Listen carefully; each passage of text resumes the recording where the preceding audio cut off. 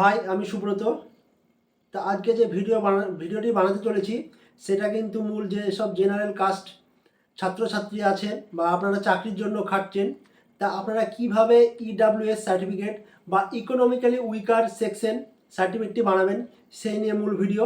তা welcome my YouTube channel government update. প্রতিনিয়ত government update পেতে এবং যেসব প্রকল্পগুলি আছে গভর্নমেন্টের সেই প্রকল্পগুলি আপডেট পেতে সবার প্রথম আমাদের চ্যানেলটি অবশ্যই সাবস্ক্রাইব করুন এবং পাশে থাকা বেল নোটিফিকেশনটি অন করে রাখুন।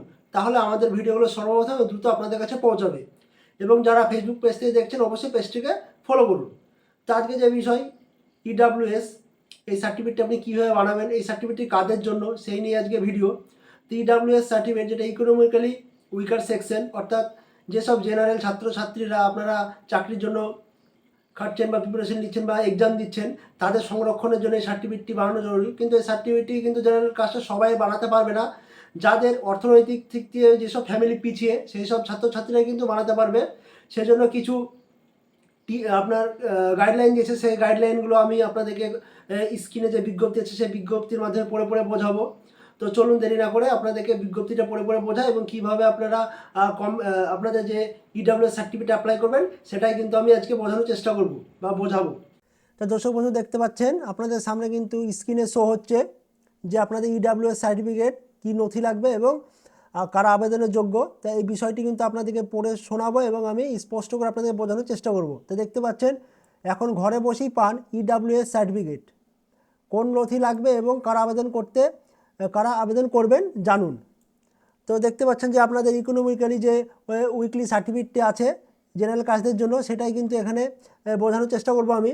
নিচে দেখতে পাচ্ছেন পশ্চিমবঙ্গের সাধারণ শ্রেণীর প্রার্থীদের জন্য, অর্থাৎ যারা জেনারেল কাস্ট, সরকারি চাকরি কিংবা শিক্ষা প্রতিষ্ঠানে 10% সংরক্ষণের সুবিধা পাওয়ার অন্যতম মাধ্যম হলো ইডাব্লিউএস সার্টিফিকেট। যেমন এসসি এসটি এবং ওবিসিরা সরকারি চাকরির ক্ষেত্রে যেমন ছাড় পায়, তেমনই কিন্তু এখানে যেসব সাধারণ ক্যাটাগরি আছে বা জেনারেল ক্যাটাগরি আছে তাদেরকেও কিন্তু এখানে 10% সংরক্ষণ দেবে সরকার। এরপরে কি বলছে, ইডাব্লিউএস সার্টিফিকেট 2023 সাল থেকে রাজ্যে এই সার্টিফিকেটের আবেদন প্রক্রিয়া সম্পূর্ণ অনলাইন হওয়ার বহু যোগ্য আবেদন করে এখন ঘরে বসে কিন্তু সহজে আবেদন করতে পারছেন। অর্থাৎ আপনার যে ইডাব্লিউএস সার্টিফিকেটটি আছে এটা কিন্তু 2023 সাল থেকে কিন্তু অনলাইন মাধ্যম শুরু হয়েছে। এখন কিন্তু আপনি চাইলে ঘরে বসেও কিন্তু এই আবেদনটি করতে পারবেন। এরপরে কি বলছে, আয় মানে আপনার ইনকাম, জমি কিংবা আবাসিক সম্পত্তি নির্দিষ্ট শর্ত পূরণ করলেই মিলবে এই সুযোগ। কিভাবে আবেদন করবে, কি কি নথি লাগবে ধাপে ধাপে জানিয়ে দেওয়া হলো।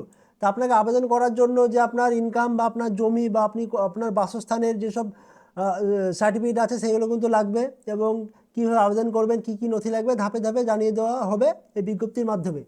তা নিচে দেখতে পাচ্ছেন কারা সার্টিফিকেটের ইডাব্লিউএস সার্টিফিকেটের জন্য আবেদন করতে পারবেন বা কারা যোগ্য ব্যক্তি, সেই যোগ্য ব্যক্তি কিন্তু আবেদন করতে পারবেন। তার জন্য যে গাইডলাইন সেটা কিন্তু নিচে দেওয়া হয়েছে। দেখতে পাচ্ছেন ইডাব্লিউএস সংরক্ষণের যে সার্টিফিকেটটি আছে সুবিধা পেতে আবেদনকারীকে কিছু নির্দিষ্ট শর্ত পূরণ করতে হবে। আবেদনকারীকে অবশ্যই জেনারেল ক্যাটাগরি হতে হবে, অর্থাৎ যেসব আপনারা জেনারেল ক্যাটাগরি আছেন তারা কিন্তু আপনাকে কিছু শর্ত দিয়েছে এবং এই সার্টিফিকেটটি করার জন্য জেনারেল ক্যাটাগরি অবশ্যই আপনাকে হতে হবে। এরপরে কি বলছে, পরিবারের বার্ষিক আয় 8 লক্ষ টাকার কম হওয়া বাধ্যতামূলক, অর্থাৎ আপনার যে পারিবারিক আয় বা ইনকাম আপনার পুরো 1 বছরে কিন্তু 8 লক্ষর নিচে থাকতে হবে। একই সঙ্গে পরিবারের মালিকানাধীন কৃষি জমি 5 একরের বেশি হলে আবেদন করা যাবে না। অর্থাৎ আপনার যে জেনারেল কাস্ট আছেন তাদের যদি সম্পত্তি 5 একরের বেশি অর্থাৎ 15 বিঘা যদি আপনার বেশি হয় তাহলে কিন্তু এই সুবিধা কিন্তু আপনি পাবেন না এবং এই সার্টিফিকেট কিন্তু আপনি পাবেন না বা অ্যাপ্লাই করতে পারবেন না। এছাড়াও আবেদনের জন্য বেশ কিছু শর্ত দেওয়া হয়েছে, সেগুলি কিন্তু পরে পরে আপনাদেরকে শোনাবে এবং আপনাদেরকে বোঝানোর চেষ্টা করব আমি। তা দেখতে পাচ্ছেন 1000 বর্গ ফুট বা তার বেশি আয়তনের আবাসিক ফ্ল্যাট বা বাড়ি থাকলে আবেদন অযোগ্য। অর্থাৎ 1000 বর্গ ফুট বা তার বেশি আয়তনে যদি আবাসিক ফ্ল্যাট বা আপনার বাড়ি থাকে তাহলে কিন্তু আবেদন করতে পারবেন না। 1000 স্কোয়ার, তো আপনি বুঝতে পারলেন আপনার বাড়ি যদি 1000 স্কোয়ার থাকে, 1000 স্কোয়ার ফুটে যদি আপনার বাড়ি থাকে তাহলে কিন্তু আবেদন করতে পারবেন না এই ইডাব্লিউএস সার্টিফিকেটের জন্য। এরপরে 2 নম্বর পয়েন্টে বলছে পৌরসভা এলাকায় 100 বর্গ গজ বা তার বেশি আয়তনের প্লট থাকলে আবেদন করা যাবে না। অর্থাৎ যদি আপনি পৌরসভা এলাকায় থাকেন, উপরেরটা কিন্তু আপনার গ্রামীণ যে এলাকা তাদের জন্য, আর 2 নম্বরটা কিন্তু পৌরসভা এলাকায় যেসব শহরাঞ্চল আছে তাদের যদি 100 বর্গ গজ বা তার বেশি আয়তনের প্লট থাকলে আবেদন করা যাবে না। 3 নম্বরটা বলছে নন মিউনিসিপ্যাল এলাকায় 200 বর্গগজ বা তার বেশি আয়তন প্লট থাকলেও কিন্তু আবেদন করা যাবে না। অর্থাৎ কিন্তু এইগুলো যদি আপনার থেকে থাকে তাহলে কিন্তু আপনি আবেদন করতে পারবেন না। এরপরে নিচে বলছে আপনি কিভাবে করবেন অনলাইন আবেদন। তো এখানে অনলাইনের পদ্ধতিটা কিন্তু আপনাদেরকে বলে দিয়েছে। তো দেখতে পাচ্ছেন প্রথমে আপনার পশ্চিমবঙ্গ সরকারের কাস্ট সার্টিফিকেট পোর্টালে যেতে হবে, সেখানে গুগলে আসতে হবে এবং আপনাকে কাস্ট সার্টিফিকেট ওয়েস্ট বেঙ্গল লিখে সার্চ করতে হবে। তারপরে কি বলছে প্রথম লিঙ্কেই কিন্তু অফিসিয়াল ওয়েবসাইটটা আপনি পেয়ে যাবেন।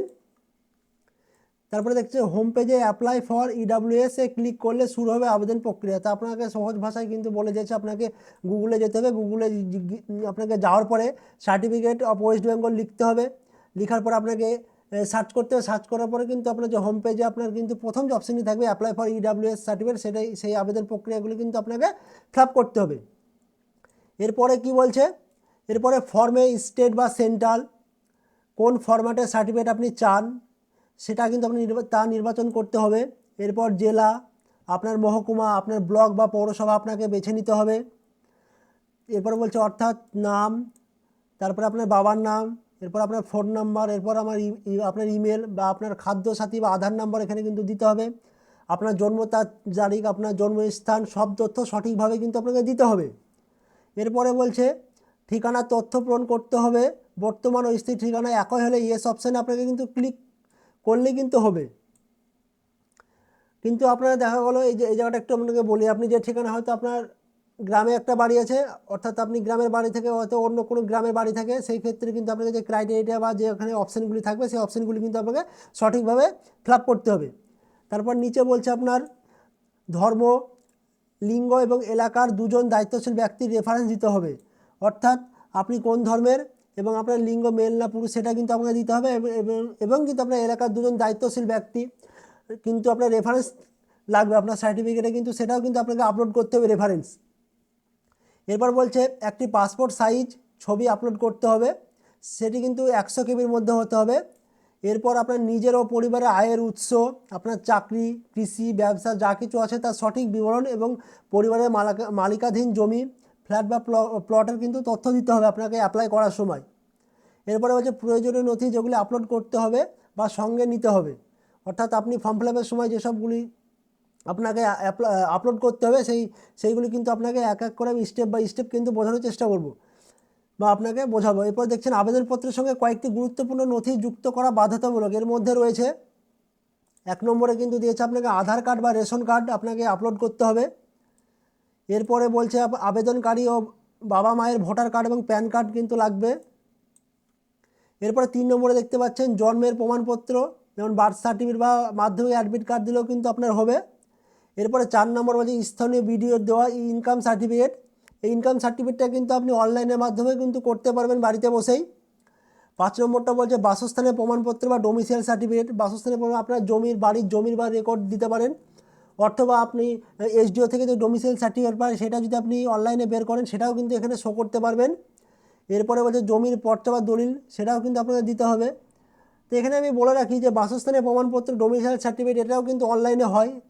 আবার কিন্তু নিচেও দিয়েছে জমির পট্টা বা দলিল। অর্থাৎ আপনাকে 5 নম্বরে কিন্তু আপনাকে ডোমিসাইল সার্টিফিকেটটা লাগবে, অবশ্যই লাগবে, যেটা আপনি প্রথমে আপনাকে ব্লকে অ্যাপ্লাই করতে হবে, ব্লকের পর থেকে কিন্তু আপনাকে এসডিওতে কিন্তু অ্যাপ্লাই করতে হবে, কিন্তু পুরোটা কিন্তু আপনি অনলাইনের মাধ্যমে ঘরে বসেই করতে পারবেন। এরপর 7 নম্বরটা বলছে পঞ্চায়েত প্রধান অথবা চেয়ারম্যানের দেওয়া কাস্ট সংক্রান্ত প্রমাণ, অর্থাৎ যে আপনি জেনারেল কাস্ট এবং আপনি যে যোগ্য তার জন্য কিন্তু একটা আপনাকে সেলফ ডিক্লারেশন সার্টিফিকেট কিন্তু লাগবে। এরপর 8 নম্বরে বলছে সেলফ ডিক্লারেশন ফর্ম বা অ্যানেক্সার বি কিন্তু আপনাকে ফিল আপ করতে হবে। তো এরপরে দেখতে পাচ্ছেন নিচে যে সব তথ্য সঠিকভাবে দেওয়ার পর যে নথিগুলি জমা দিবেন তার পাশের বক্সে টিক দিয়ে সাবমিট বাটনে ক্লিক করলে আবেদন সম্পূর্ণ হবে। তো সফল সাবমিশনের পর অ্যাপ্লিকেশন ফর্ম, অ্যাকনলেজমেন্ট স্লিপ এবং ইনকাম ও অ্যাসেসড ফর্ম ডাউনলোড করার অপশন পাওয়া যাবে। এগুলি প্রিন্ট করে নির্দিষ্ট নথিগুলি জেরক্স কপি সহ ব্লক অফিস কিংবা মহকুমা শাসকের দপ্তরে জমা দিতে হবে। অর্থাৎ আপনি যে অনলাইনের মাধ্যমে আপনার যে ইডাব্লিউএস সার্টিফিকেটে অ্যাপ্লাই করেছেন, অ্যাপ্লাই করার পর যে প্রিন্ট আউটটি বেরাবে সেই প্রিন্ট আউটটি কিন্তু আপনাকে আপনার ব্লক অথবা আপনার যে এসডিও অফিস আছে সেই এসডিও অফিসে কিন্তু জমা দিতে হবে।